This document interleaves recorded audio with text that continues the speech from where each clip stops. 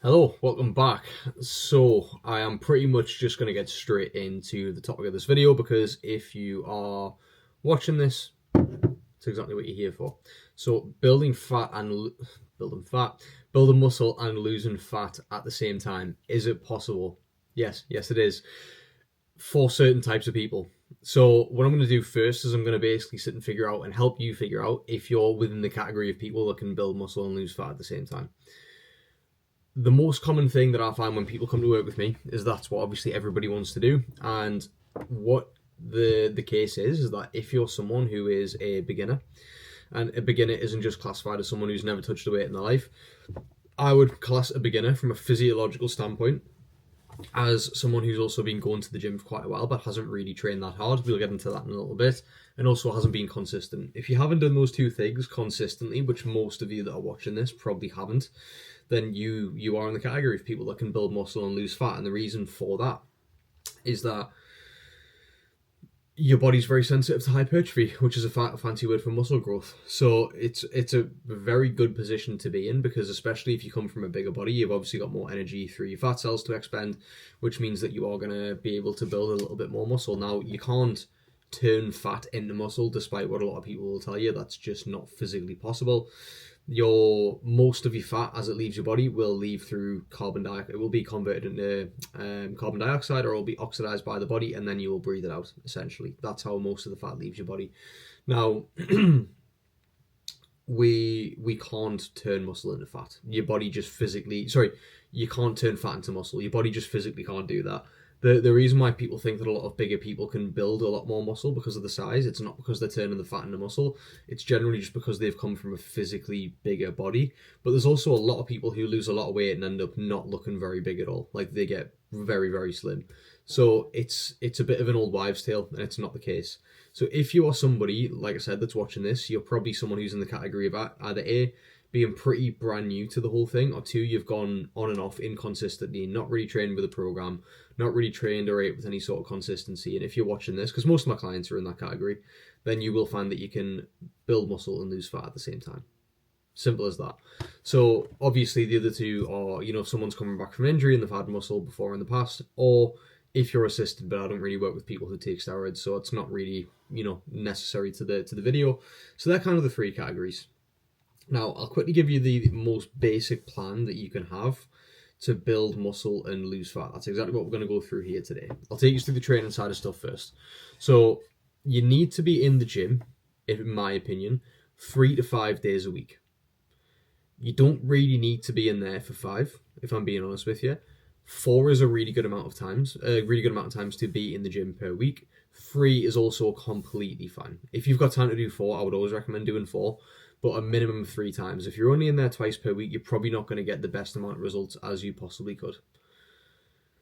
The other one is that, or the other most important thing, is that we are training every single muscle twice per week. We get around 50% more muscle growth from training muscles twice per week as opposed to once. And generally the data shows that is because we can have more quality and intensity within the sets that we have per muscle group. So doing 6 sets for a muscle group over the course of the week is going to be best split off into 3 sets over 2 workouts because the quality is going to be a lot better.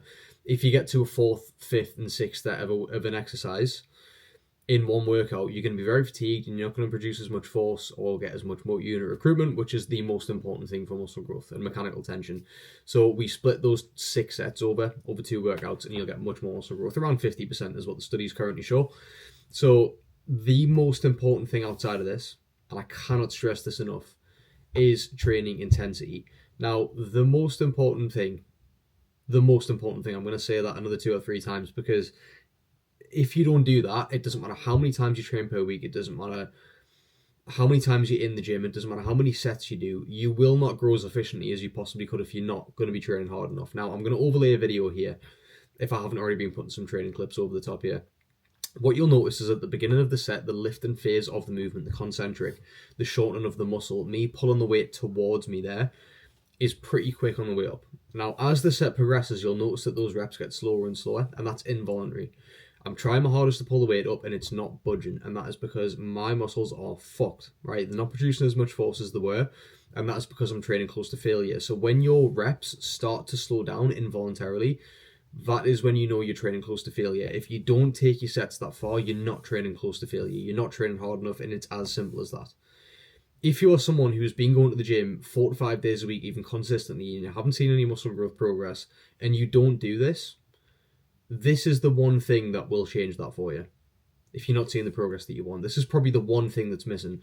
95% of people, and I'm being deadly serious there, probably 1 in 20, 1 in 30 people that I work with are doing this already. Most people are not. Like, genuinely 95%, if not more than that, are not doing this thing. And it's the most important thing. And people don't do it because it's fucking hard.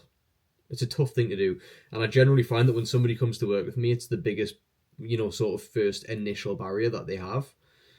It's normally the first thing that we have to work on and kind of get past that barrier of, because once they start doing this, that's when they start making progress. So that's the most important things. So like I said, in the gym 3 to 5 days a week, preferably 4, but minimum of 3. You don't really need 5 if you don't want to, but you can. Then in terms of the nutrition, we're going to go for roughly 1 gram per pound of body weight. Now you could go down to 0.7 grams per pound of body weight, which would also be completely fine.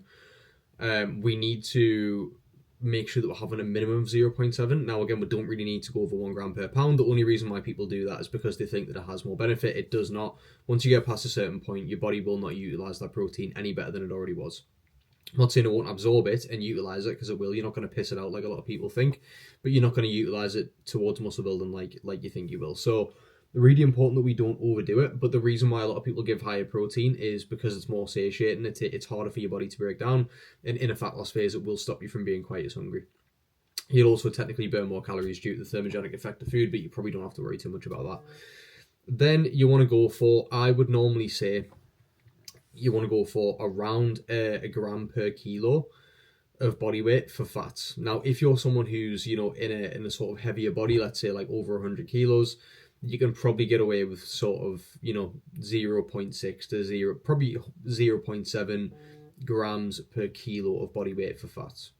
Then just make the rest of it up with carbs. Make sure that you're having plenty of fiber so your body can actually break down and digest the foods that you're looking at. In terms of calories, you're going to go onto the internet and get a TDEE calculator. Put in your age, your weight, your height, your activity, and then find your maintenance. Now, this might not be the most accurate thing in the world, but what you can do is you can just subtract 500 to 750 calories, and you want to be aiming to lose around 1% of your body weight per week. Then what you're going to do is you're going to weigh yourself a minimum of 3 days a week so that we have an average, because body weight will fluctuate up and down. Sorry, my phone is fucking buzzing off. I must have missed a popular this morning for once. So then you're going to aim to lose around 1% of your body weight per week. Weigh yourself 3 to 5 days, as I said, because your body weight is natural to fluctuate. Weigh yourself every single day if you want to. It just makes the data more reliable. Your body weight will probably shoot down in that first week or so. If your body weight ever sort of stops or stabilizes, one, you need to make sure that you're actually tracking your calories properly. If you are tracking your calories properly and you know that you're doing all of the basics and the things that you need to, well, then you can just subtract another 10% of whatever you're eating. So if you're currently on 2,500 calories, subtract another 250. In terms of activity, you're going to make sure that you're doing a minimum of 8 to 10,000 steps per day. And if you're already doing that, just add on another 2,000 steps. If that isn't working, or if you do want to lose body weight a little bit quicker and you've actually got the time to do this, add in a minimum of 1 hour of cardio per week. You can either split that up to 3 20-minute sessions or 2 30-minute sessions. And that's pretty much it. It's really simple to do. And by the way, the cardio should be something low impact like Stairmaster or incline walk. And I generally prefer the Stairmaster because it's a bit more consistent and you can go a little bit slower and just fucking box off a couple of bits of work on my phone. So that's what I would generally recommend. And you burn a fuck ton of calories from doing the stepper as well. So splitting that up, obviously if you want to do more than an hour of cardio, you can, but I wouldn't do that towards the end of your fat loss phase. Until towards the end of your fat loss phase. I would also make sure that we've got the actual phases for your fat loss booked in. So make sure that you have an actual set amount of time that you're going to work towards that for, whether that's 8, 12, 16, 20 weeks, whatever it might be, depending on your body weight and your size. I would generally recommend doing a diet break around 8 to 10 weeks in, And the reason that we do a diet break is just to make sure that you actually give yourself a mental and psychological break from the diet and replenish glycogen stores, basically get more water and energy inside of your muscles, and then you can get straight back to it. I've found for myself and for my clients, diet breaks are a fucking game changer. Because if you're 6 weeks into a fat loss phase and you know that you've got a diet break after week 8, you know for a fact that from a psychological standpoint, you've only got to push through for another 2 weeks. That then gives you something to work towards. Then when you're in your diet break phase, you can then go out for social occasions, have meals out, have your fucking pastries, whatever it is. Now, that is not an excuse to just go and overeat and eat whatever the fuck you want for a week and, ruin all of your progress. That is a week where you can wind down, eat at maintenance calories. I can't stress that enough. Maintenance calories, or sometimes if my clients are ahead of schedule, give them 1 or 2 untracked off plans. And that is literally just for a case of like getting rid of that psychological stress, getting rid of that psychological fatigue, the physical fatigue as well. And then obviously we go straight back into that sort of aggressive fat loss phase. And then that might be, another 6 to 10 weeks before we do another diet break. And generally for most people by that point, they're pretty happy with the fat loss. And then we'll start to focus on actually maintaining that fat loss or building muscle and improving the physique from there. So having those psychological breaks, I've probably put some photos over the top of myself having some diet breaks recently, and they've been an absolute game changer. They've made the whole thing so much easier. And I've actually had the most amount of weight that I've ever dropped in a single week has been this morning. I've dropped 3.5 pounds this week, and I ate nothing but fucking donuts and pies and sweets and shit over the weekend just gone. I mean, not nothing, but I was still pretty conservative with it. But again, I still had all these things and my weight's dropped off by 3.5 pounds. If you do all of these things for a certain amount of time, let's say 8, 12, 16 weeks, 20 weeks, you will build a decent amount of muscle and lose some body fat.